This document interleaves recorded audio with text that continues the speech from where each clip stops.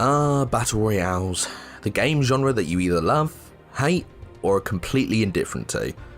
With their vast maps, multitude of weapons and items, and repetitive matches, these games seem to have a little bit of everything for everyone. But this newest contender for the Battle Royale crown, Apex Legends, feels and plays differently to things such as Fortnite or Call of Duty Black Ops Blackout mode.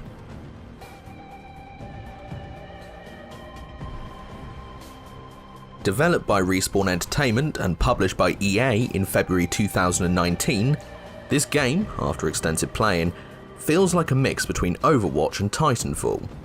Funnily enough, that's because Respawn Entertainment were the minds behind the massive mech suit first-person shooter, and it's very telling in the way that Apex plays.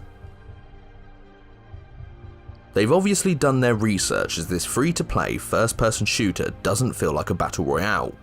In fact, it's a very good alternative to Fortnite if you want to do without the irritating emote dances and the enraging building mechanics. It has the usual jump from the sky, land and gear up, stay out of enclosing circle, and fight for supremacy recipe, which has launched the game genre to stand upon the shoulders of giants. But there are a couple of things that set Apex Legends apart from that of Epic Games' giant insatiable baby. The ping mechanic is a wonderful little tool that, if you don't have a headset, helps point out where you're going, objects of interest, or even enemies. If you do have a headset though, the usual gamer adage of "beware the screaming 12-year-olds" still apply. You have character classes such as the assault category, healers, tanks, and a couple of others that make for some interesting gameplay, provided you last long enough to see it. Each character has their respective ultimate, which relates to my Overwatch comparison, and honestly it just feels like more fun to play, especially with a squad of friends.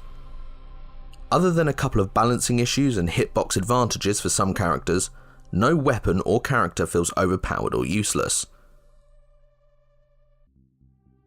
Of course, there are characters that players prefer to play with, but the fact that you pick them in turns before the match starts adds the ability to form an effective squad for each match. One other mechanic that is a nice addition to the usual formula with these games is the resurrection system. If you or a squad mate is knocked down and killed, you can be revived and dropped back into the game, providing your teammates are up to the task, of course.